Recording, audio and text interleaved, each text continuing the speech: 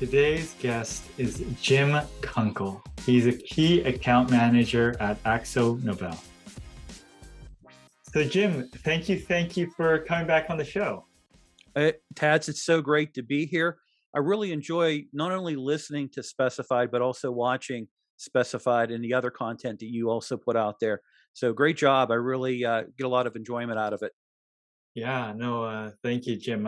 I really appreciate what you're doing out there. You've done a bunch of different stuff, and the quality of what you do just keeps going up.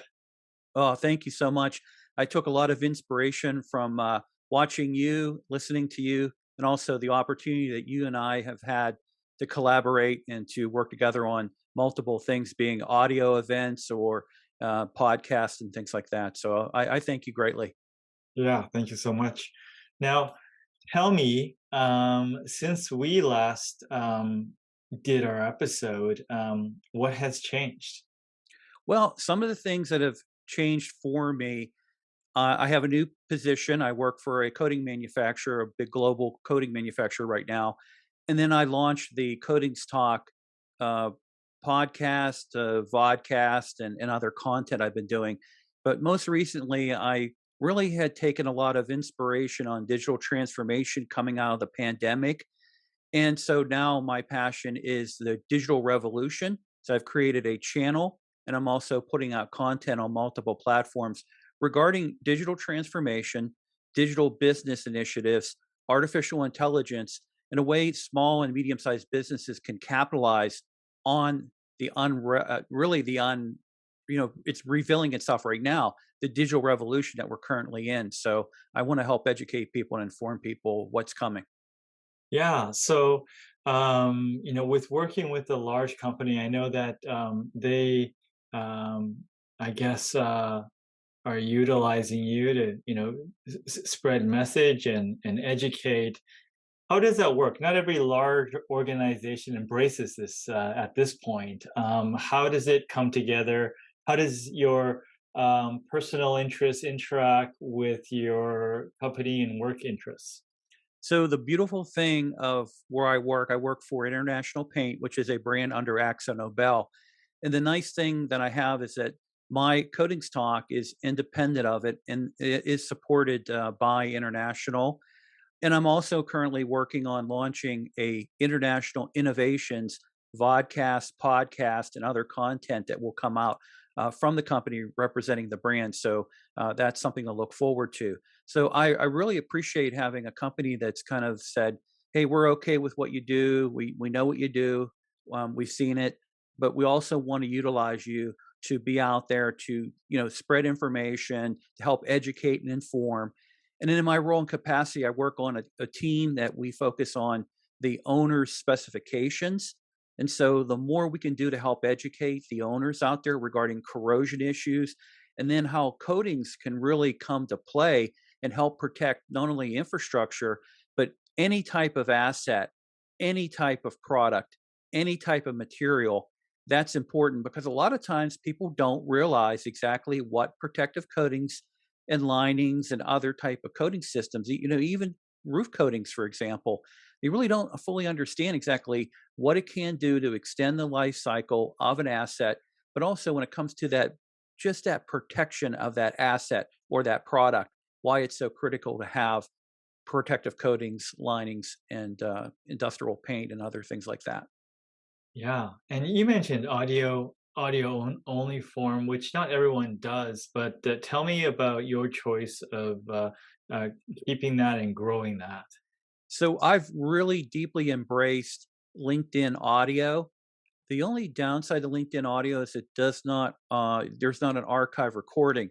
So what I've been doing is actually screen capturing the audio and then repurposing that audio back out as a recording of the live chat, which would include the audience members as well, the participants in the live chat, and then also taking clips from that.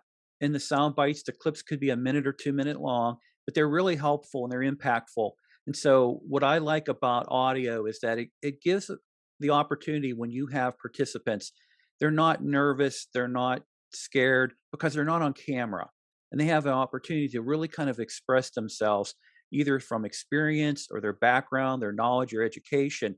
And I really like that level of sharing. Now, live streams are great, but a lot of times when you get a guest on a live stream and the camera's on and they know that there could be 50, 100 people, and then they could have several hundred or several thousand people watching in a replay, they get a little nervous. And sometimes you don't get the full benefit of having a subject matter expert or someone unless they're very comfortable in being in front of a camera. Yeah, for sure. Now, I know you still put out quite a bit of content. I know you've retweaked some things, but with your role currently, how's that workflow look like? What have you changed anything in terms of what you've done? Because you're still out there and you're still engaging in content and doing all those things. So I utilize a lot of the smart technologies that are available for content creators. And I'm not talking about artificial intelligence, which is, with Chat GPT and other type of AI, someone could actually create a YouTube channel, a lot of content, and never have to go in front of a camera or even write anything or produce anything. It's that simple. Uh, what I like to do is I take advantage of such tools as Canva and some of the other like StreamYard, and I utilize some of these platforms to help create content, both audio and video, but also the visual aspects of the promotion, the branding, the marketing, the clips, and things like that. And then my platform of choice is always, well, two platforms of choice, but my main platform for me, based on what I do in my industry in the protective, global protective coatings industry, but also to and related to the topics I like to talk about with the digital revolution, has been LinkedIn. And you can schedule things ahead of time. So I do have the opportunity to work a full-time job. And then the evenings or on the weekends, I'm creating scripts, I'm creating the content. And a lot of it is once you get a process in place, it's just fill in the blanks. It's not that difficult. And then with auto scheduling, you can auto schedule it to go out on one or multiple platforms. And the same thing with YouTube. You can actually do videos ahead of time and put them out there either as a premiere or even through StreamYard, for example. You could record video and actually make it go on a live stream and go out that way as well. But I do like to, when I do a live stream, I like to let people know if I am really live or it's recorded, because I think they should know that I am live in front of them and they have an opportunity to interact with me or the guests I have. So that's one step I take a little further when it comes to recording and then broadcasting it. Let's say streaming that broadcast over uh, LinkedIn, Facebook, um, YouTube, whatever the platforms might be. Yeah, I mean, initially when you started, there wasn't a lot of adoption of these technologies. There's more now, but what do you see with the pace of adoption within coatings or building materials?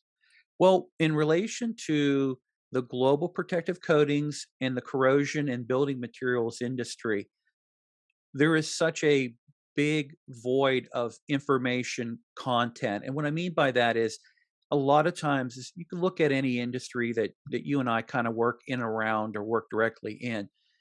There's a lot of head trash. There's a lot of misconceptions. There's a lot of things that are not really known. And the more we can do to help educate, and we need more industry professionals to become subject matter experts or just be influencers to get out there to help educate. Recently, I'd read a lot about uh, roofing systems, for example, that had been liquid coatings had been put on them, but they really weren't candidates for that. They needed a replacement, total replacement.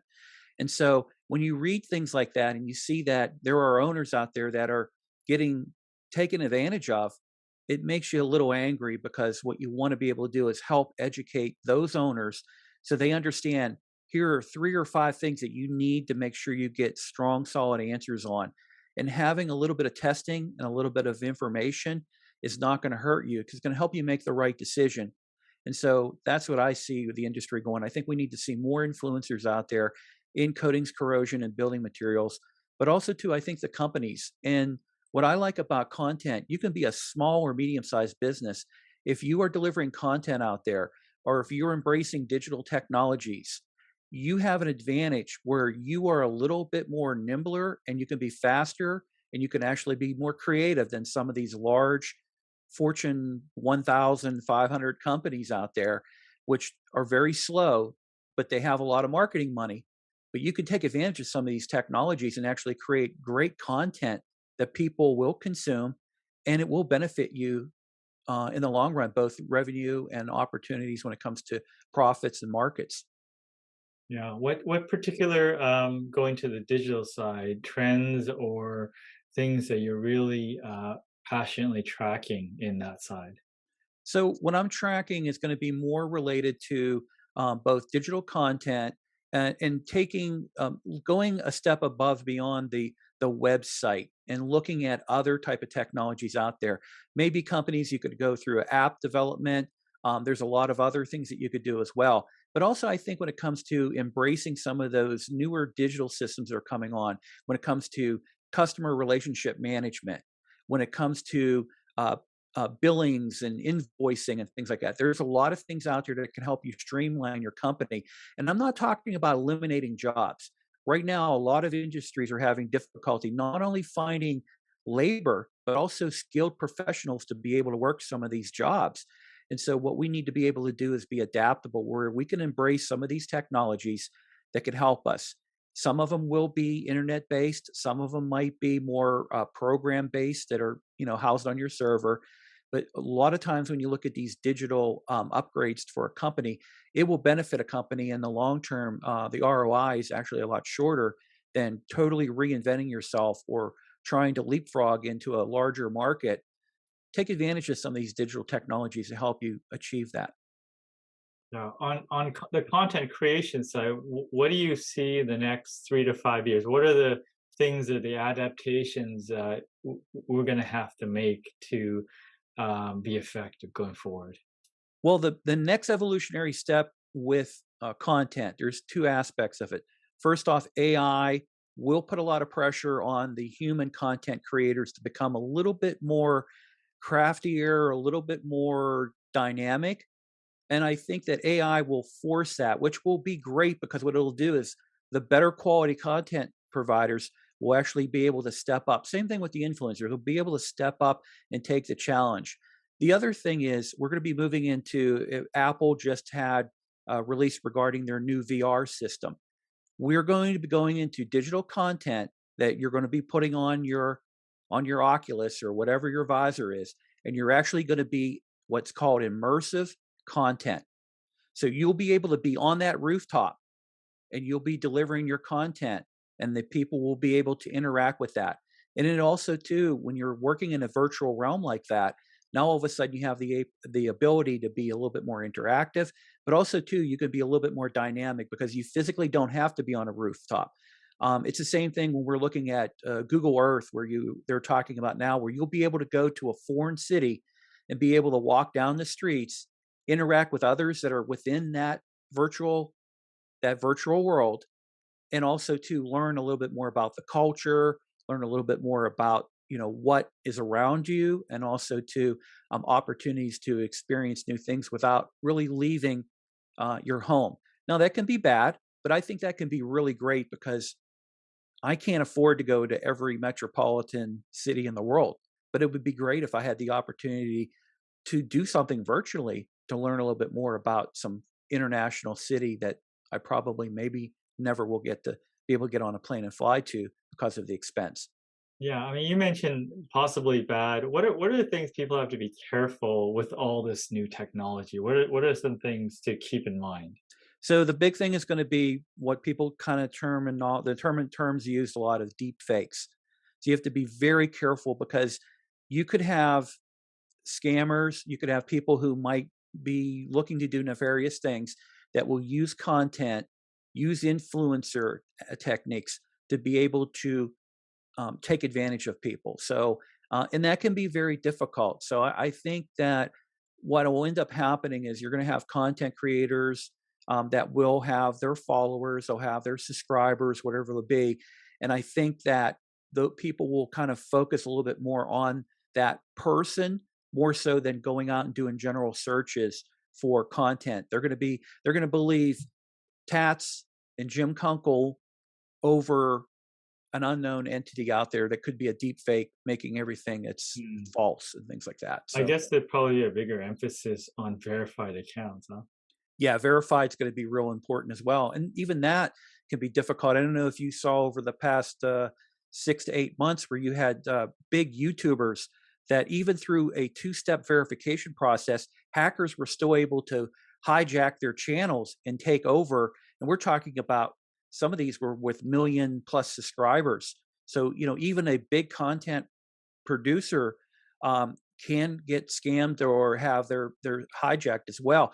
And then when we're looking at with supercomputing, when we're looking at quantum computing, with a quantum computer, pretty much any type of verification process you have, that quantum computer within a short period of time will be able to crack it. So we're going to have to start looking at different newer levels and layers of security. It could go into retina scanning, fingerprinting. There could be a lot of other things that might need to be done, biometrics, to be able to do a more perfect security. But it'll never be a 100% bulletproof. But the closer it can be to bulletproof, the better. Yeah, for sure. With all this stuff, I know you had a bit of time for other things. Are you doing anything different? What I actually one of the current passions for me right now is I do home gardening, so I have a vegetable garden, home garden, and really like growing tomatoes, leaf lettuce, onions, and other things like that. And then spending time at home. Luckily for us, we have an in-ground pool, so I don't really have to go anywhere if I want to have a little bit of fun and enjoyment.